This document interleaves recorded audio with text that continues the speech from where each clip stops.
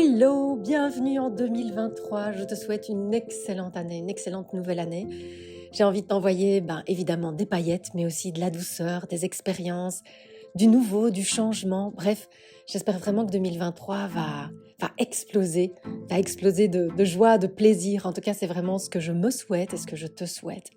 Et puis, je profite de ce calendrier de l'après pour tester un nouveau format, le mini-podcast, dans lequel j'ai envie de partager avec toi des pistes et des astuces, des petites choses qui pourraient peut-être t'aider à illuminer ton quotidien, à mettre un peu de questionnement, à changer certaines choses qui ne te conviennent pas. Alors pour démarrer ce 1er janvier, je voudrais t'inviter à te remémorer 2 événements qui t'ont plu en 2022. Si tu as l'exemplaire de mon journal et moi, tu découvriras cette question dans le démarrage parce que très souvent on est déjà porté vers l'avant. En janvier, on se dit « Ok, comment va être mon année ?» Et si on prenait d'abord le temps de gourmander, d'avoir de la gratitude pour ce qui nous est déjà arrivé. Très souvent, quand on veut quelque chose, quand on veut changer quelque chose, quand on veut obtenir quelque chose, on pense qu'il faut faire des efforts. Et si on démarrait avec une autre intention? Et si on démarrait avec une autre énergie? Avec l'énergie de ce que l'on a déjà, avec l'énergie de ce qui a déjà été agréable, de ce qui a déjà amené son lot de ressentis et d'émotions positives. Et donc, je t'invite à te remémorer 2 événements dans lesquels tu as éprouvé de la joie, du plaisir, de la douceur, de la tendresse, du bonheur, du bon en tout cas.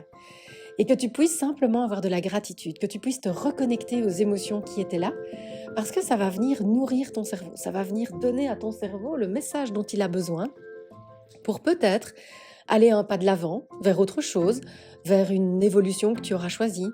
La vie nous fait évoluer. Et si on ne dirige pas cette évolution, eh bien, elle nous emmènera là où elle a envie. Donc, si toi, tu as des projets, si tu as des objectifs, ça va être à toi d'être le capitaine de ton bateau. Et comment être un meilleur capitaine qu'en étant déjà bien confiant dans tous les voyages que l'on a déjà menés et où on a mené le bateau à bon port.